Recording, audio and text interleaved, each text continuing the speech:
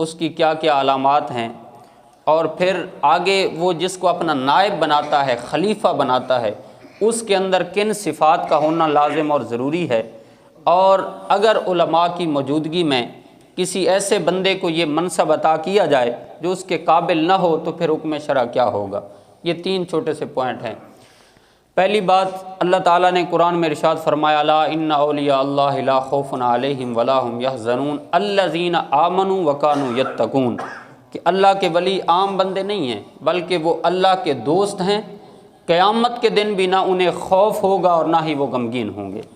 ان کی نشانی کیا ہے؟ فرمایا الذین آمنوا وکانوا یتقون، ایک تو وہ ایمان والے ہیں اور دوسری ان کی زندگی تقوی سے بھرپور ہے، ان کے دن رات کبھی رکوع اور سجود میں گزرتے ہیں اور دن کبھی روزے کی حالت میں گزر جاتا ہے۔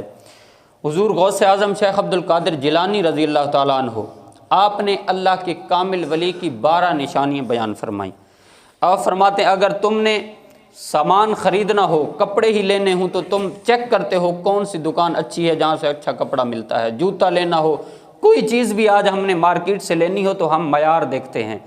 فرمایا یہاں تم نے اپنا ہاتھ اس بندے کے ہاتھ میں دینا ہے، ذرا چیک کرو کہ وہ بندہ کردار کا کیسا ہے، تقوی کے لحاظ سے وہ کس مقام پر ہے۔ تو آپ فرماتے ہیں اللہ کے ولی میں 12 نشانی ہونی چاہیے۔ المختصر، فرمایا پہلی 2 نشانی یہ ہیں کہ 2 صفات اس میں اللہ کریم والی ہوں۔ پوچھا گیا کون سی؟ فرمایا اللہ کی صفت ستار کا مظہر ہو، صفت غفار کا مظہر ہو۔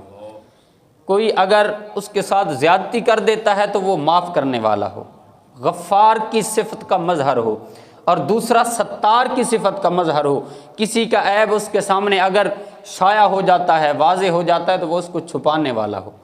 فرمایا 2 صفتیں اس میں نبی کریم والی ہوں۔ پوچھا گیا کون سی؟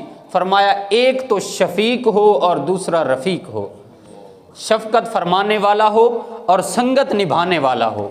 شفقت حضور کی دیکھنا چاہیں تو ایک مدینہ کی بوڑھی عورت جو بالکل عقل کے حوالے سے، جس کا عقلی توازن ٹھیک نہیں تھا، مسجد نبوی میں میرے آقا جلوہ گر ہیں، صحابہ کے درمیان بیٹھے ہیں، اس نے آواز دے کر کہا کہ یا محمد تعال الیہ، اے محمد میری بات سنو، میری طرف آؤ۔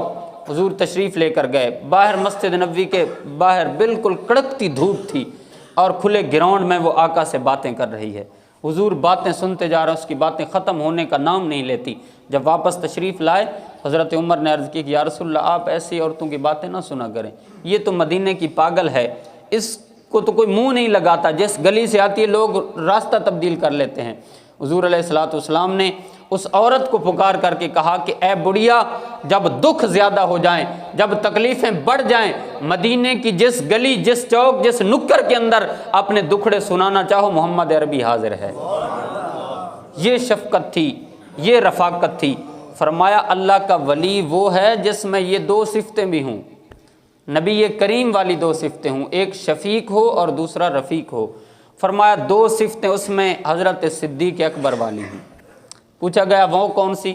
فرمایا ایک صادق ہو اور دوسرا مصدق ہو، سچ بولنے والا ہو اور سچ کی تصدیق کرنے والا ہو۔ پھر فرمایا 2 صفتیں اس میں فاروق اعظم والی ہوں، ایک امر بالمعروف کرے، دوسرا نہی عن المنکر کرے، نیکی کا حکم دینے والا ہو، برائی سے منع کرنے والا ہو۔ یہ نہیں ہے کہ اگر کوئی مرید پیسے والا ہے، اس کو اگر میں نے منع کر دیا تو پھر نذرانہ بند ہو جائے گا۔ فرمایا نہیں، 2 صفتیں فاروق اعظم والی ہوں، نیکی کا حکم دینے والا ہو، برائی سے منع کرنے والا ہو۔ فرمایا 2 صفتیں اس میں حضرت عثمان غنی والی ہوں۔ فرمایا ساری رات عبادت کرے، صبح اٹھ کر سخاوت کرے، ساری رات اللہ کی عبادت میں مشغول رہے اور صبح جب اٹھے تو اپنا لنگر کھول دے۔ اور بابا بلے شاہ کہتے ہیں اٹھ کھڑکے دکڑ وجے تتا ہووے چلا، آن فقیر کھا کھا جامن تے راضی ہووے بلا۔ فرمایا یہ صفت اس کے اندر ہونی چاہیے کہ ساری رات عبادت کرے اور صبح اٹھ کر سخاوت کرے۔ فرمایا 2 صفتیں اس میں حضرت علی المرتضیٰ والی ہوں۔ فرمایا ایک عالم ہو اور دوسرا بہادر ہو، علم بھی رکھتا ہو اور بہادری بھی اس کے اندر ہو، بزدل نہ بن جائے، اگر کوئی کام خلاف شرع کیا جائے تو وہاں اس کی زبان بند نہ ہو جائے بلکہ حضرت مولا علی کی طرح سینہ تان کر کے میدان میں آ جائے۔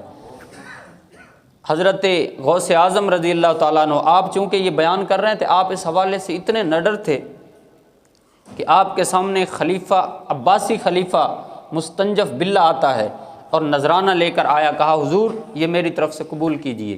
آپ نے کہا کیا ہے؟ کہا اس کے اندر اشرفیاں ہیں۔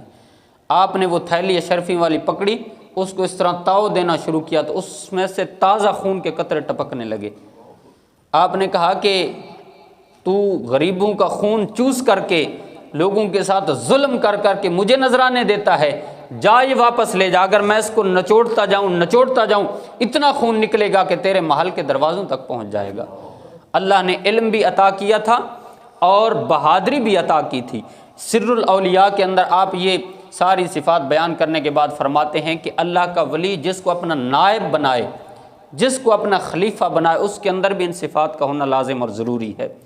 حضور اعلیٰ حضرت فاضل بریلوی رحمۃ اللہ تعالیٰ علیہ آپ فرماتے ہیں کہ اللہ کا ولی وہ ہے جس کے پاس اتنا علم ہونا چاہیے کہ وہ عربی کتاب کو اٹھا کر کے اس میں سے مسئلہ پڑھ بھی سکے اور آگے سمجھا بھی سکے۔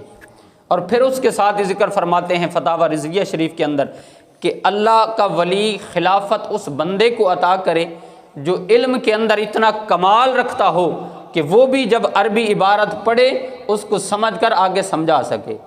اگر وہ کسی نااہل کو خلافت دے گا تو کل قیامت کے دن اس بندے سے بھی اس کے بارے میں پوچھا جائے گا۔ صوفیاء کے اندر خرقہ خلافت یہ ایک ٹرم چلتی ہے، جو حضور علیہ الصلوۃ والسلام نے جس طرح مولا علی المرتضیٰ کو خرقہ خلافت اس وقت عطا کیا تھا جب معراج سے حضور واپس تشریف لائے تو راز کی ایک بات پوچھی تھی تو حضرت مولا علی اس تک پہنچے تو آپ نے خرقہ خلافت عطا کیا تھا، جو بعد میں صوفیاء کے اندر چلا۔ پہلے صوفیاء کے اندر تو یہ اس طرح نہیں تھا رسمی طور پر، لیکن حضرت جنید بغدادی رضی اللہ تعالیٰ عنہ ان کے دور مبارک سے خصوصاً ہر ولی نے اپنے کسی خاص مرید کو، اپنی مائیت میں رہنے والے کو یا پگڑی پہنائی یا کرتا پہنایا اور لوگوں کو کہہ دیا کہ ہم نے اس کو اپنا نائب بنا دیا ہے، لیکن ساتھ یہ بھی فرمایا کہ جو بھی خلافت کا حقدار بنتا تھا وہ کم از کم اس ولی کی صحبت میں 20 سال 30 سال رہتا تھا، اس کے نشیب و فراز اور اس کی خلوت اور جلوت کو اللہ کا ولی قریب سے دیکھتا تھا کہ یہ کردار کا کیسا ہے، یہ تقوی میں کس مقام پر ہے، تب جا کر اس کو بھٹی کے اندر آزما کر پھر خلافت عطا کی جاتی تھی۔ حضرت خواجہ شاہ سلیمان توسوی رحمۃ اللہ تعالیٰ علیہ آپ کا یہ طریقہ کار تھا کہ آپ جب خلافت عطا کرتے تھے پہلے مرید کو اپنی صحبت میں رکھتے تھے، پھر جا کر کے اس کو خلافت عطا کرتے تھے، اور یہ فرماتے تھے کہ خلافت ایسی کوئی چیز نہیں ہے کہ بس کسی کو عطا کر دی جائے، یہ ولایت کی سند ہوتی ہے۔ فرمایا یہ تب دی جاتی ہے پہلے بندے کو چیک کیا جاتا ہے کیا بندہ اس قابل بھی ہے کہ نہیں ہے، لیکن دور حاضر کے اندر آج کل خلافت اتنی بدنام ہو چکی ہے کہ ہر دوسری گلی کے اندر بندے کو خلافت دی جا رہی ہے، اور یہ بس دور حاضر کے اندر یہ چمک دمک کو دیکھ کر کے بندے اس کو پیش کر رہے ہیں۔ آج کے دور میں اس وقت کی ضرورت ہے کہ اگر آپ کے سامنے یا علماء کے سامنے اس چیز کو تقسیم کیا جاتا ہے تو یہ ہماری ذمہ داری ہے کہ ہم اس پر آواز اٹھائیں۔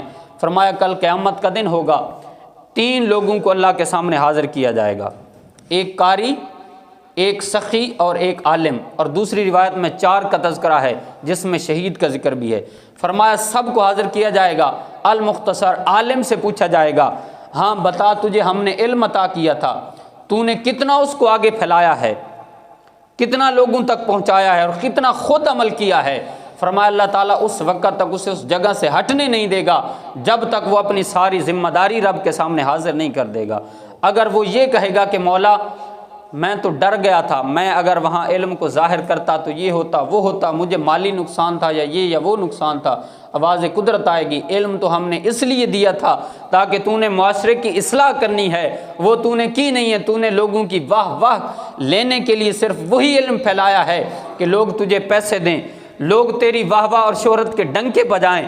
اصل یہ اس علم تجھے اس لیے دیا گیا تھا کہ تو نے لوگوں کی اپنا ان کی طبیعت کے مطابق دین نہیں پھیلانا بلکہ ان کی ضرورت کے مطابق دین پھیلانا ہے۔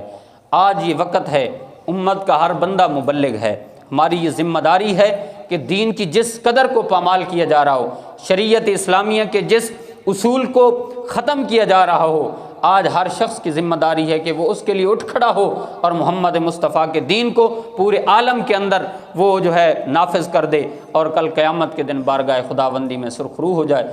دعا ہے رب ذوالجلال ہمیں ان باتوں پر توفیق عمل نصیب فرمائے اور دور حاضر کے فتنوں سے ہمیں ہماری اولادوں کو محفوظ رکھے، اور جو حق اور سچ والے مسافر صوفیاء ہیں ان کی صحبت اور سنگت نصیب فرمائے۔ وآخر دعوانا الحمدللہ۔